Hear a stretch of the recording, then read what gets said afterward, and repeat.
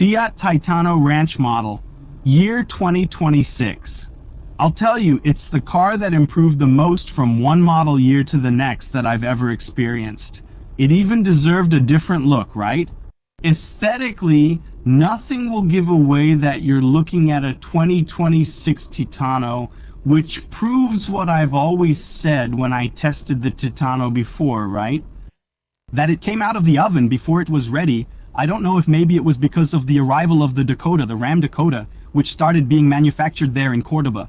So, what now? The Titano, which was manufactured in Uruguay, also started being manufactured in Argentina. I think that helped, yeah. It even reminds me a bit of the arrival of the Titano, which is worth remembering, right? It's a rebadged Peugeot Landtrek. We can see here the Peugeot influence in the lion's claws, here in the garage, a lion's claw, lion's tooth, next to the Fiat logo, right?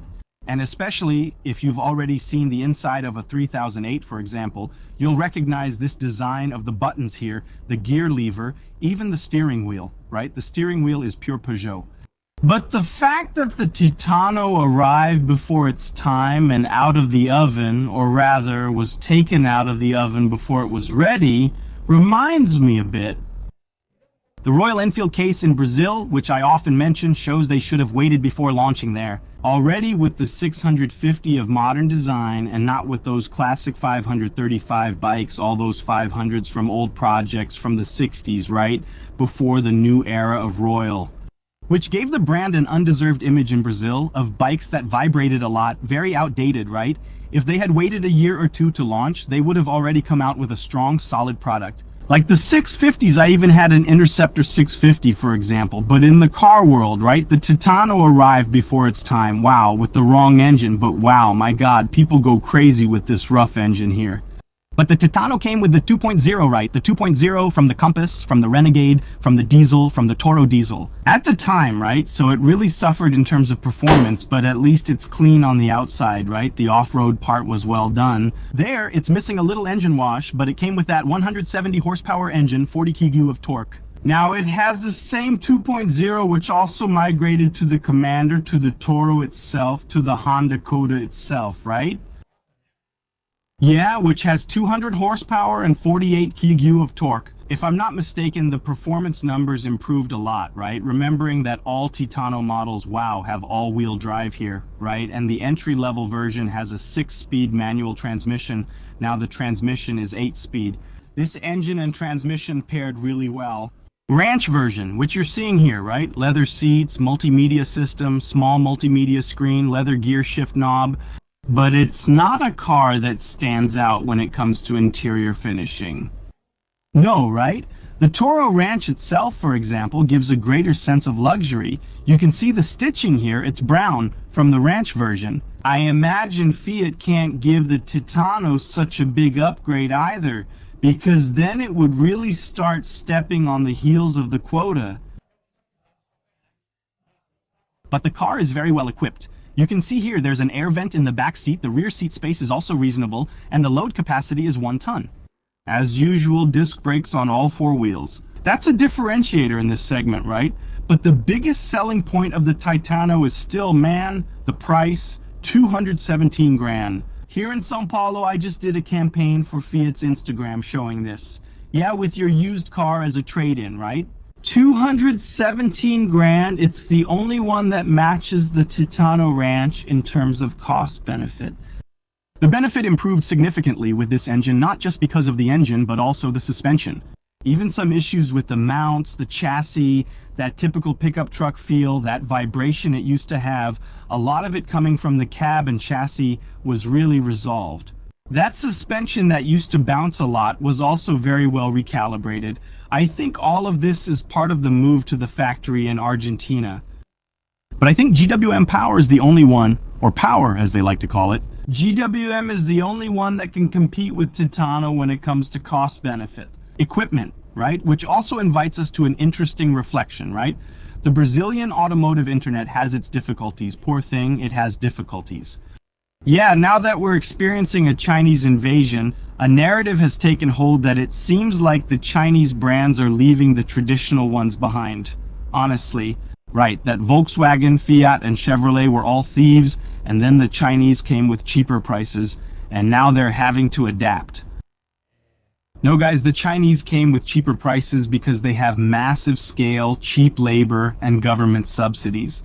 They have a scale of 30 million cars in the domestic market per year.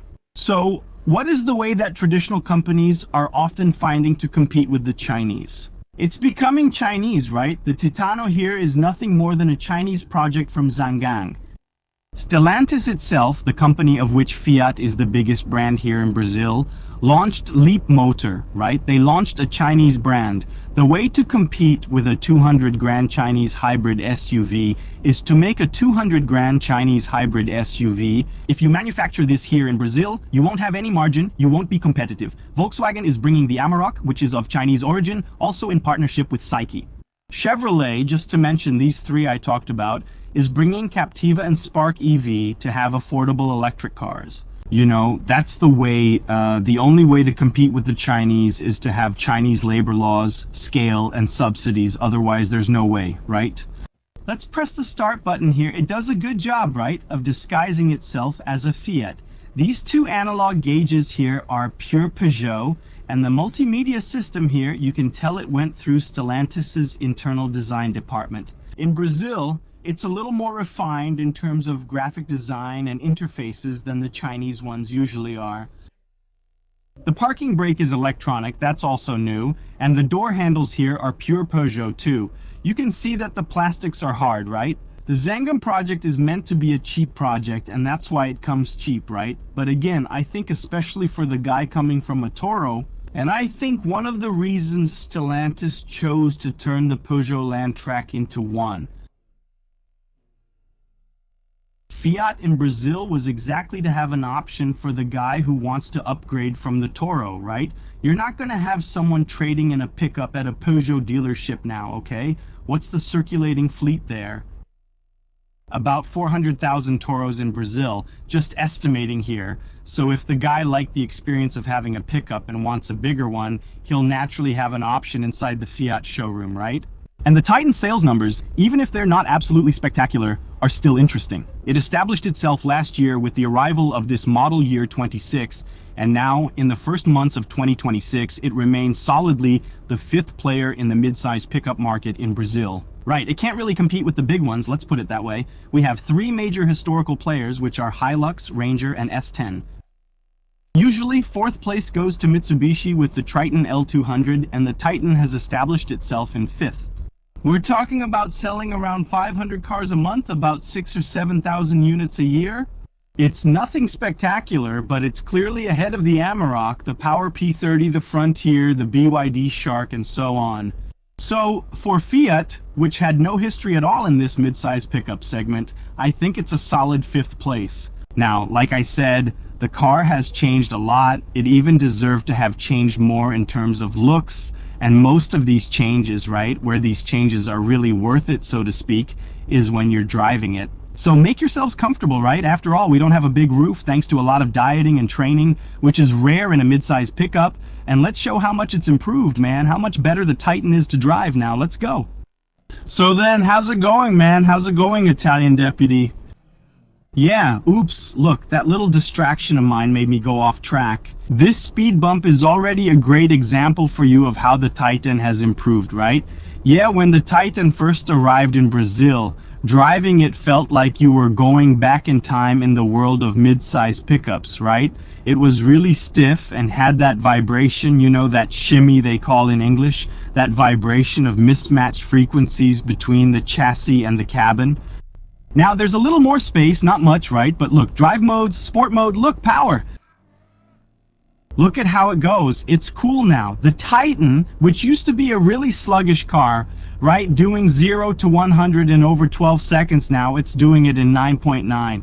It's not just the increase in power and torque, right? It's also the 8-speed transmission and the way the two work together, right? The calibration was really well done, so it's a completely powerful car now, recalibrated, recalibrated, recalibrated. No, right? They put in a new powertrain, but it's much better calibrated than the previous one for the needs of the car, and the suspension has been completely recalibrated. Yeah, it's not just about the spring load, shock absorbers, that kind of thing, but even the geometry, right? The Titan, at high speeds, it used to shake, right? You'd get that feeling in the front like it was rattling. Wobbling, the electric steering helped solve that. You can see the lane assist kicking in hard there. The electric steering helped fix that wobbling sensation. Yeah. It also brought a lot more comfort in the city, right? The steering wheel used to be heavy, like I was saying before, right? It really felt like you had traveled, you know? Back in the day with mid-size pickups, when mid-size pickups were a man's thing, tough guys, everything had to be heavy, hard, uncomfortable, right? But now, it's not like that anymore. The Titan is a mid-size pickup that's up to 2026 standards, especially when it comes to driving comfort. Yeah, on the asphalt, which is where most mid-size pickups spend most of their lives, right? Let's switch over here. The modes are normal and sport. Normally speaking, in normal mode, the transmission has a slight delay. See, I step on it and it takes a moment. It preserves the transmission, saves fuel. I would almost use sport mode as the default, you know, for everyday driving. But yeah, that feeling, that crazy rebound from the rear suspension, you know, that used to bounce a lot has been greatly improved. And then, when you have the engine and transmission much better matched to the car, it runs under less stress, the noise level improves, the onboard refinement gets better, and even the fuel consumption improves. You know, so the Titan, what was it? The way it arrived, I would use it. I think I even used it in my first video with it. It was an almost unexplainable car. Unexplainable that they put a car like that on the market. Well, now it's a very interesting option, especially for those looking for great value for money.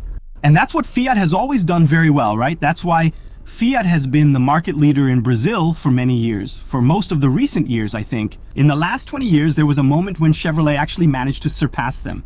Because it offers relatively cheap products actually in the Brazilian market that deliver a lot for what they cost, right? So I'm praising it. It's up to the standard of a Ranger. When it comes to ride refinement, of course not, neither in ride refinement nor in technology or anything like that. But it costs a lot less, right? If you think about it, a top version at 217 grand, that's almost a 100,000 difference compared to the top versions of the S10, right?